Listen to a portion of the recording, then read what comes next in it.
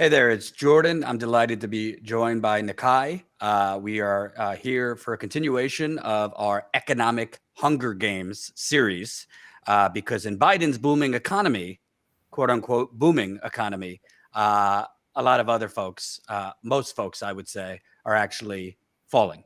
Nakai, you reached out with an interesting topic because not only have you, your family, been dealing with insane rent increases for basically a decade. But working from home, which a lot of people think is, a lot of people really like as opposed to going in offices, actually has some challenges that maybe people don't think of. First, talk about your rent situation and how things have gotten worse throughout the pandemic. Yes, thank you again, Jordan, for letting me speak about my experiences. The landlord that I've been dealing with, that my family has been dealing with, my neighbors. We're a building of a lot of elderly and people of color. Originally, this building was built in the 70s, and the landlord received subsidies from the government to include members of the community who were lower income working class individuals. And since that time, I would say about in 2000, about really in 2000 is when it started, these illegal rent increases. Because even we went to we had a housing court. We were represented by legal aid in New York, and the housing court judges determined, after a series of different appeals and that whole nine, that their rent increases were illegal. When they investigated in HUD, they found that there was no authorizing signatures. So something happened there that nobody seems to know how HUD approved any of those increases. We're supposed to be receiving an increase per year at about 1.5% to 2.5%. That is determined by I believe it's New York State. And he was increasing it up to 7.5%, 11% each year. And so, a lot of my neighbors who I grew up with, people of color, people who are working class, teachers, and people in the community have been evicted essentially because they cannot afford to pay this rent. And then to compound that, the services that we are receiving, of course, in the wintertime, it's freezing cold. We have to call 311. We don't even have working from home during the pandemic. It became obvious that we need strong, robust internet connections. That has never been available for this building. We've always used dial-up internet. A lot of, maybe some of your viewers don't even know what dial-up is anymore, right? 56K. And so even within that vein, we can't, the landlord is not allowing any other companies to come in here and wire our services for data. And what part of New York is this? This is the Upper West Side. This is a Central Park West building. You know what I mean? And like when I tell people that, like my friends and colleagues, they're like, "Oh wow, like you live." No, it's not like that at all.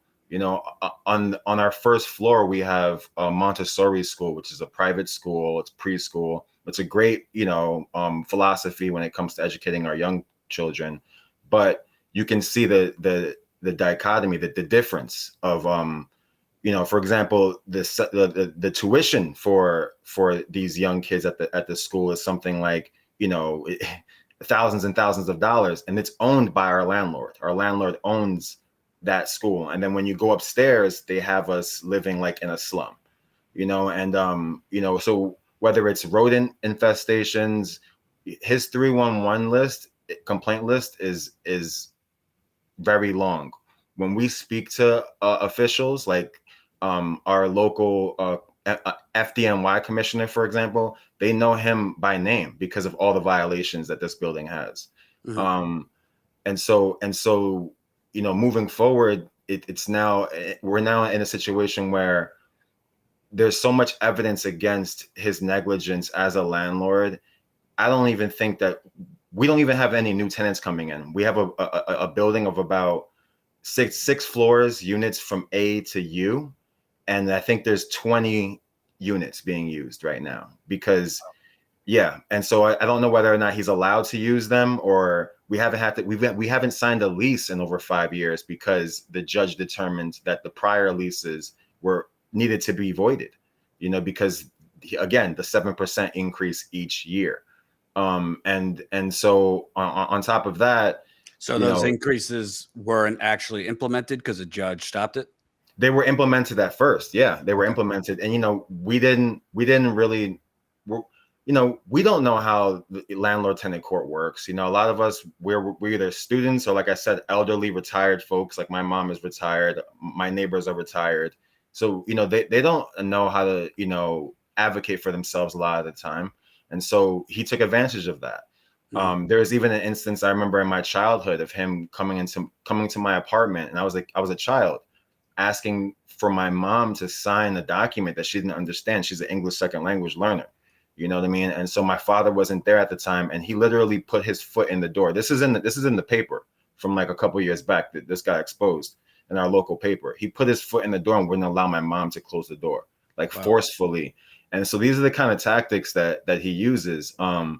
And and um and What's so the name? What's the name of the company or him? So he goes by Haberman and Haberman, and it's Mhm. Parkfront Apartments. And so there's like two different names that he kind of goes by. He has a couple of different buildings throughout the city. He's pretty well known in terms of his slumlord behavior. And And so what's interesting to me about this is we're seeing rent increases around the country now, 30, 40, 50%, particularly in New York City. But New York actually has some of the technically stronger housing regulations. But what you're describing is essentially loophole after loophole and a system that isn't really maybe catches slumlords like this later. But you're the still dam, having to pay more and the yeah. damage is done. Yeah, I mean, folks have, some of my neighbors have passed away. Some of them moved to the South because they couldn't afford it. And then another aspect to it that, frustrates me a lot is that originally, I would say about 10 years ago. So, this is over the course of 20 years, but 10 years ago, he started, or really like 12 years ago, he started exclusively only renting to people from the Jewish community. Mhm. And, while they were great neighbors, like they were, very hospitable, but it was an obvious notice that you're not renting out to anybody else of only of the Jewish faith, Right. and so like while I'm a New Yorker, so I'm comfortable around every kind of person, no matter your religion, your creed, whatever, you know what I mean? But that's like a distinct, like I saw it as discrimination. I'm just gonna say it like that, and then what ended up happening was those new tenants were coming in and they were seeing the same discrepancies that we have been experiencing for years. And our the old tenants got together, and like I said, we reached out to legal aid. They got a case. It was a major case that legal aid ended up winning, against this landlord, Parkfront Apartments and 435, Parkfront Apartments, and Haberman. And so a lot of the Jewish tenants then now they filed their own lawsuit, and they've said that they're waiting for our final verdict for them to get their final decision, because they're also very much upset with him. Right. And can you kind of talk about, because a lot of this predates the pandemic, but then you get a pandemic that comes. I believe you and your family, had your hours cut, things like that. So you already have this economic anxiety, prices going up, and then the pandemic hit. Can you describe how the economic situation got worse? Yes, thank you for that question. All right. So when the pandemic hit, in my line of work, I work with specific aspects of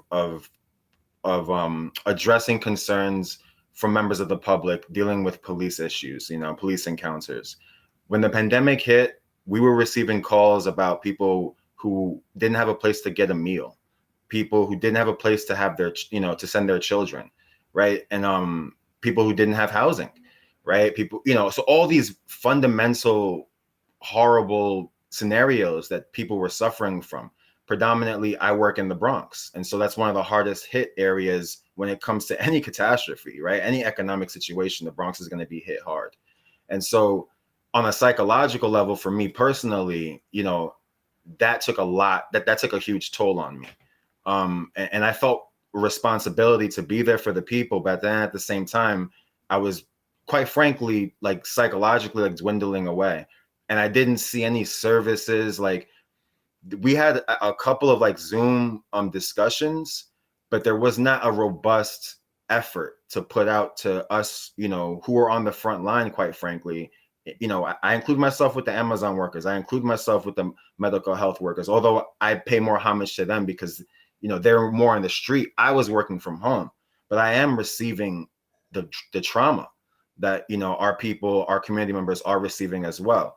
And so, you know, that the first thing for me is the mental health support for those in the field and for those who are receiving the direct trauma from our community members. The second thing is the economic costs, the economic tolls. You know, I know a lot of folks remember that the time of not being able to find toilet paper, right? Not being able to find certain types of food products that like you're used to eating.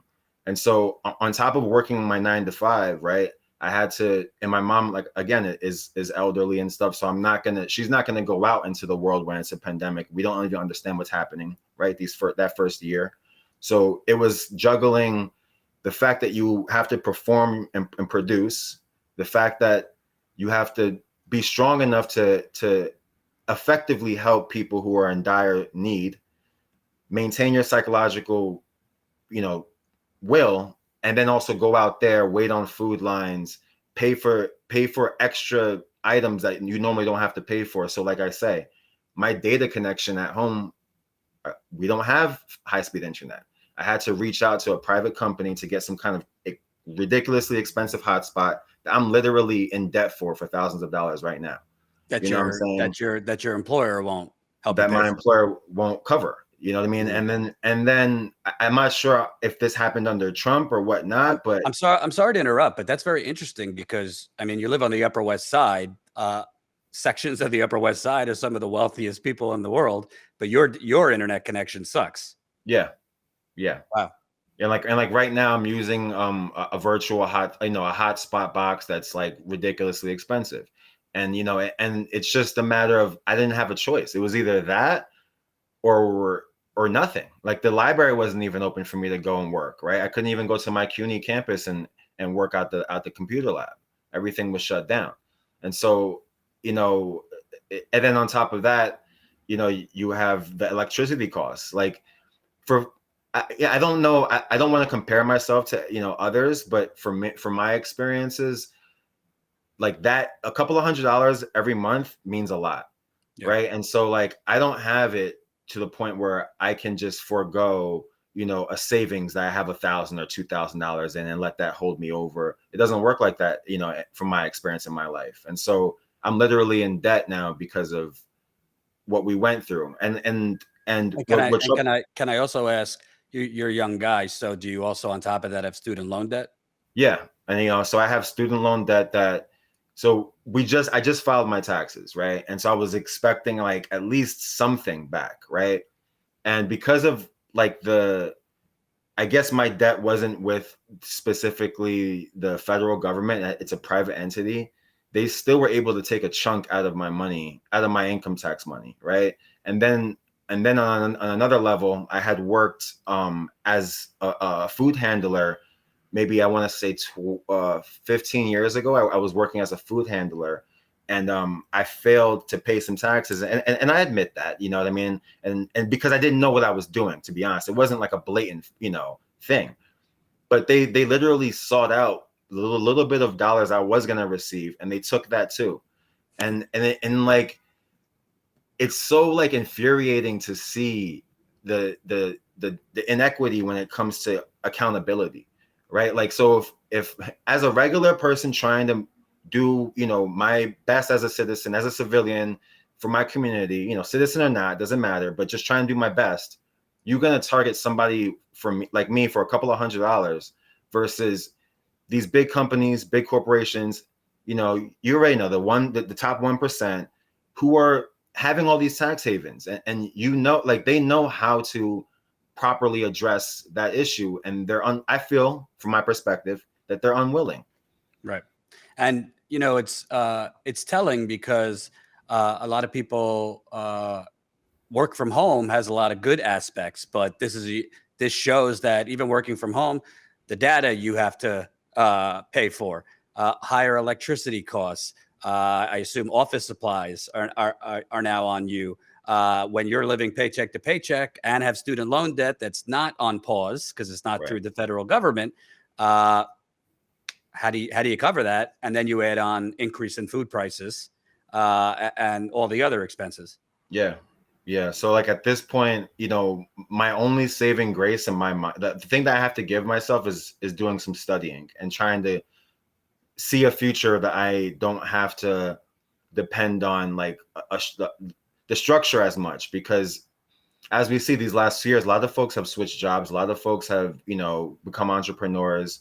But I feel like, it shouldn't have to be that way, right? Like it should be that there should be support systems that can, maintain what we have and then also propel us into the next level. I can't even think about, purchasing a house now or, filing for, a good line of credit. Like that's so far fetched to me at this point. So yeah, it's pretty dismal at this point, I feel.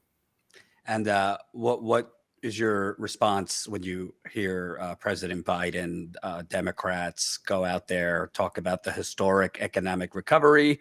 The New York Times just did a piece yesterday about the booming economy. Who's it booming for? Yeah.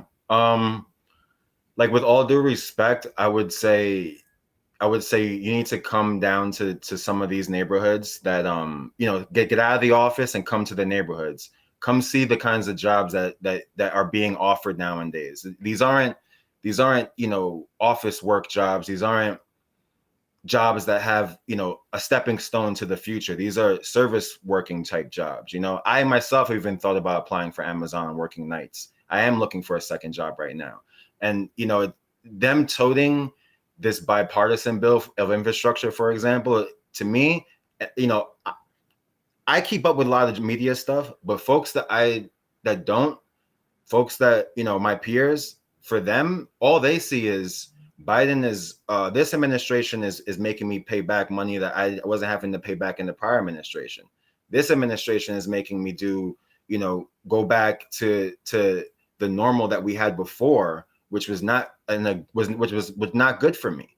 And so when I see them toting like these victories, it frustrates me, because I get the impression that it's like, I hate to sound romantic, but it's like a smoke screen. It's like I'm being gaslit.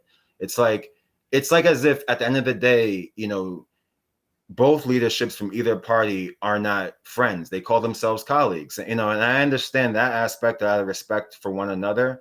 But at the end of the day, when it comes down to things as serious as what's happening with abortion, what's happening with voting rights, what's happening with even Joe Manchin and his corruptness relating to the coal industry, and now we're dealing with a situation where oil prices are going through the roof. Like, why are we not talking about green energy? Why are we not talking about investing robustly in green technology and jobs?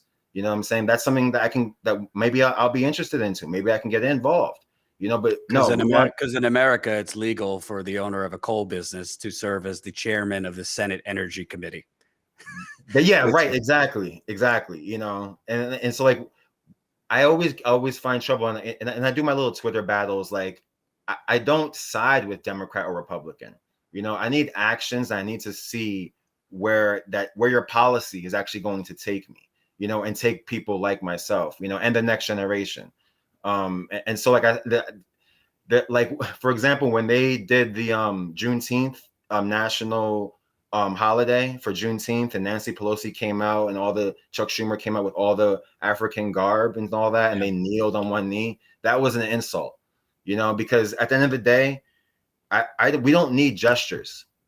We need action, and we need you to be robust. And just as Mitch McConnell is when it comes to what he wants done, we need fighters, you know what I mean? And at this point, even on my union level, like, I'm seeing a lot of appeasement, and I'm seeing a lot of, at least we're not where we were in 2020. Like, no, that's not good enough. You know what I'm saying? And then what's going to be the answer for the next generation? Like, are they going to be expected to carry through with the same nonsense, the same rhetoric? We have the internet now. We can look back. I've been listening to FDR speeches, you know what I'm saying, from 1933, 1936. All right. Like that's the kind of talk I want to hear, you know? And so, I know he wasn't perfect, but at the end of the day, like this, I feel like it's like the WWE, and they're acting as if they're battling each other. But at the end of the day, I don't see the fight. They're battling us. Yeah. Last question, ballpark, what would you say yourself, your family, how much are you in debt right now? Including student loans, like over $250,000. Well, thank you for talking to me. We'll get this out. This is the wealthiest country on earth, but that wealth, we live in a socialist country, only it's a corporate socialism. And you are paying for subsidies to all the fossil fuel companies, banks, pharmaceutical companies. And you already said, you're considering, further study this and that, because it's hard to make it just on a day-to-day job. So thank you, Nikai. I really appreciate it. Thank you, Jordan. And thank you keep up the good work. And I appreciate you guys as well. Thanks. Thanks for watching, and make sure to tune in to Status Coup's daily live stream Monday through Thursday at 5 o'clock Eastern time and Fridays at 4 o'clock Eastern time.